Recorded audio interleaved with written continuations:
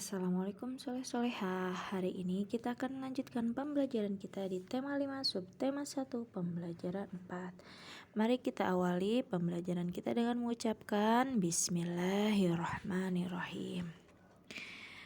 Nah, materi pertama yaitu tentang membuat ringkasan teks non-fiksi. Apa itu ringkasan? Ringkasan adalah informasi mengenai suatu hal ataupun kejadian yang disampaikan secara singkat dan padat dari teks aslinya. Jadi, membuat ringkasan teks non-fiksi berarti kita menyajikan teks non-fiksi secara lebih singkat dengan mengambil intisarinya ataupun ide pokok dari teks tersebut. Nah, hal-hal yang harus kita perhatikan ketika membuat ringkasan dari teks non-fiksi yang pertama, membaca teks dengan seksama. Kemudian, tentukan ide pokok setiap paragraf pada teks non-fiksi. Bisa juga kita menentukan kalimat utamanya ya. Nah, yang ketiga, menyusun ide pokok ke dalam beberapa kalimat menggunakan bahasa sendiri. Jadi kita setelah menemukan ide pokok dari setiap paragraf, maka kita susun ide pokok tersebut tentunya menggunakan bahasa kita sendiri, tidak terpaku pada kata-kata ataupun kalimat yang ada pada teks. Dan yang terakhir, memperhatikan pemilihan diksi ataupun kosakatanya serta ejaan dan harus sesuai dengan EYD ya. Materi selanjutnya tentang kenampakan alam pada peta. Nah, kemarin kita sudah belajar tentang letak geografis pada peta. Nah, selain letak geografis, kita juga bisa mengetahui kenampakan alam sebuah daerah pada peta. Dengan mengetahui kenampakan alamnya, kita bisa menentukan potensi sumber daya alam yang tersedia serta mata pencaharian penduduk di sekitarnya. Nah, kenampakan alam yang terdapat pada peta antara lain samudra ataupun laut, sungai, danau, rawa, gunung, dataran rendah, dan dataran tinggi. Nah, kenampakan alam ini akan berpengaruh juga terhadap mata pencaharian warganya. Misalnya, warga yang tinggal di daerah pantai pasti penduduknya bermata pencaharian sebagai nelayan ataupun berwirausaha di bidang pariwisata. Sedangkan kalau penduduk yang di dataran tinggi biasanya pekerjaannya yaitu sebagai petani sayuran. Nah, bentuk kenampakan alam pada peta biasanya digambarkan dalam bentuk simbol ataupun warna. Nah, kita coba perhatikan peta berikut ini ya. Ini merupakan peta Jawa Barat. Nah, di sini pada peta ini jika kita perhatikan ada simbol seperti segitiga, terus persegi 4 warna merah, ada juga segitiganya yang berwarna merah. Nah, ini merupakan contoh simbol yang menggambarkan keadaan ataupun alam yang ada di daerah pada peta ini. Terus ada yang berwarna oranye, kuning, hijau muda, hijau tua. Nah, ini tidak sembarangan ya, karena ini ada arti tertentu.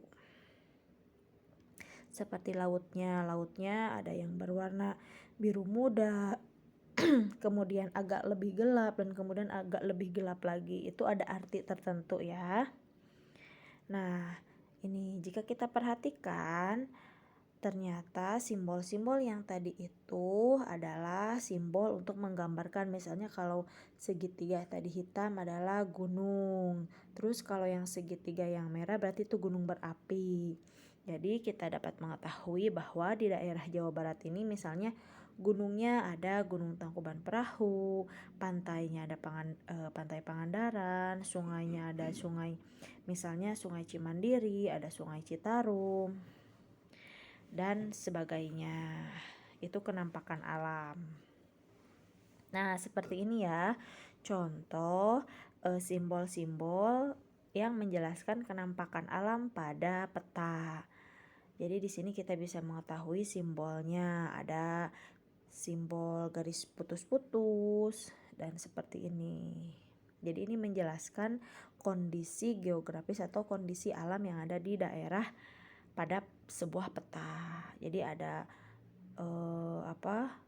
danau misalnya disimbolkan dengan seperti ini, rawa, sungai, gunung. Nah, gitu ya.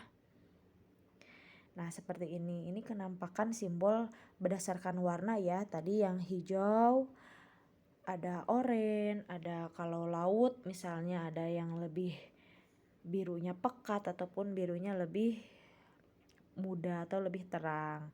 Ini menggambarkan kondisi di daerah tersebut.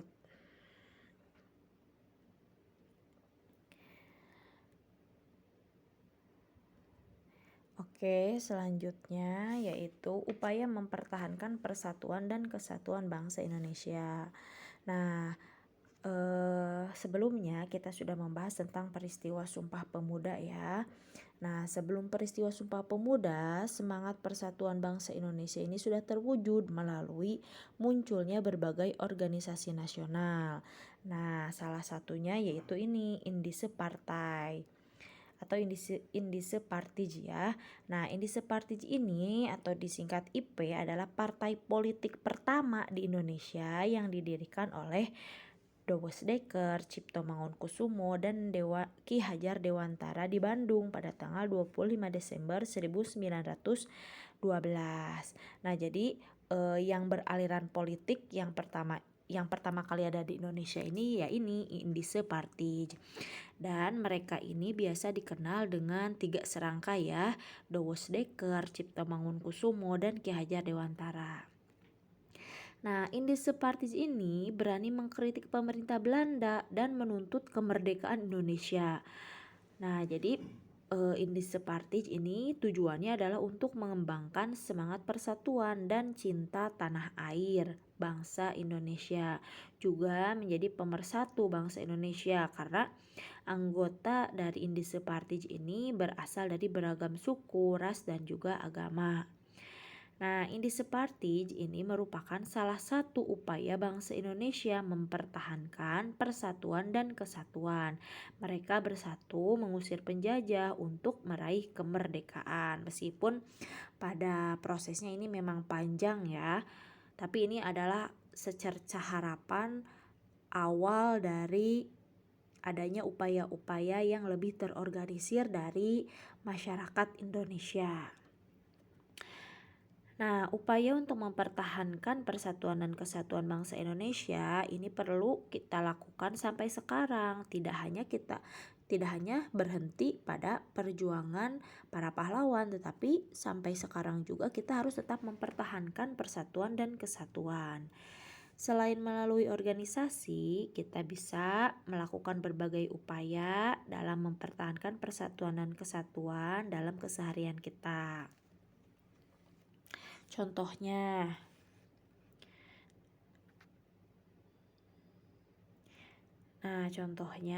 yang bisa kita lakukan dalam atau sebagai upaya mempertahankan persatuan dan kesatuan adalah saling menghormati, menghargai hak dan kewajiban antar anggota masyarakat, bergotong royong, memiliki sikap peduli terhadap lingkungan, menghargai pendapat orang lain ketika bermusyawarah, menolong tetangga yang mengalami musibah, serta memiliki rasa toleransi antar sesama. Jadi keragaman ini kita harus menyikapinya dengan baik. Jangan menyebabkan keragaman ataupun perbedaan yang terjadi ini sebagai alasan untuk perpecahan, tapi justru sebagai kekuatan untuk tetap bersatu. Dengan saling menghargai perbedaan, maka persatuan dan kesatuan pun akan terus dipertahankan. Seperti itu ya. Contohnya kalau di kelas kan kalian tuh berbeda ya, tapi tetap kalian itu tetap bersatu dalam sebuah kelas. Berarti kalian secara tidak langsung sudah melaksanakan upaya mempertahankan persatuan dan kesatuan. Karena ketika ada sekelompok orang yang merasa berbeda terus menyebabkan atau mempengaruhi orang lain untuk saling berkelahi, itu tentunya akan menyebabkan perpecahan, sehingga akan mudah sekali dihasut atau dipengaruhi. Nah, selanjutnya kita belajar tentang daur hidup hewan ya. Nah, kita sebelumnya sudah mengetahui bahwa ekosistem ini terdiri dari komponen biotik dan abiotik. Biotik ini misalnya hewan, dan daur hidup ini adalah suatu proses perubahan dalam pertumbuhan dan perkembangan yang dialami hewan sepanjang hidupnya. Nah, daur hidup hewan ini ada yang dimulai dari telur, sehingga bisa menjadi hewan dewasa yang dapat bereproduksi. Nah, berdasarkan bentuk atau perubahan bentuknya, daur hidup hewan ini bedakan menjadi hewan bermetamorfosis dan hewan tidak bermetamorfosis. Yang pertama, hewan bermetamorfosis. Nah, bermetamorfosis ini artinya perubahan bentuk hewan ya. Bentuk hewan muda ini sangat berbeda sekali dengan hewan dewasanya. Sehingga ada dua pengelompokan, ada metamorfosis sempurna dan nanti ada metamorfosis tidak sempurna. Metamorfosis sempurna ini dicirikan dengan bentuk tubuh yang sangat berbeda antara bentuk telur saat menetas dan bentuk dewasanya.